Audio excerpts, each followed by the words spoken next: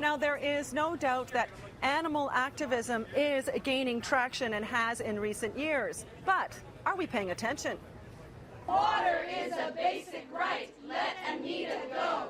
The protests today in support of Anita Krine, who gave water to pigs on their way to slaughter, is only one of many actions that have caused outrage about the treatment of animals.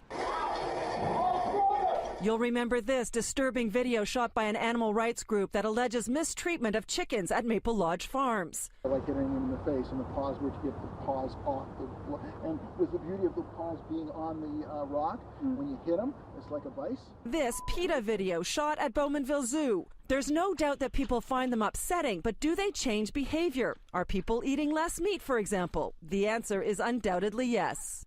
Are you vegetarian? Half. Is that right? Yeah. Why? Sometimes yes, sometimes no. Well, our informal poll outside St. Lawrence Market did not find many full vegetarians. Are you a vegetarian? No, but I was. Every person but one said they were trying to eat less meat, but the reasons were varied. Because I don't like it. I just don't like meat. It's healthier, right? About half said their reasons were moral. Why? Ideology. Sometimes I feel bad for the animals. Data out of the University of Guelph's Food Institute confirms this.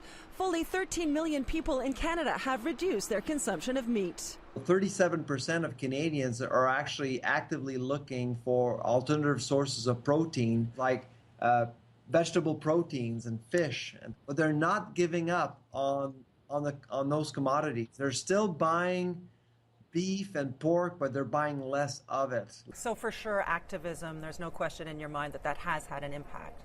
Oh, absolutely. The consumer is now clearly the new CEO of the food supply chain.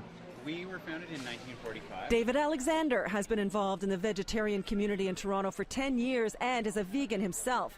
He says the evidence is clear. The number of vegetarian businesses, restaurants and cafes in Toronto has doubled in the last few years to 140. He says there's no doubt activism has played a part. There's obviously a variety of motivations for becoming veg, environmental concerns, health concerns, and concerns for animals all play a part. Yeah. But it's certainly the passion around compassion for animals has really grown.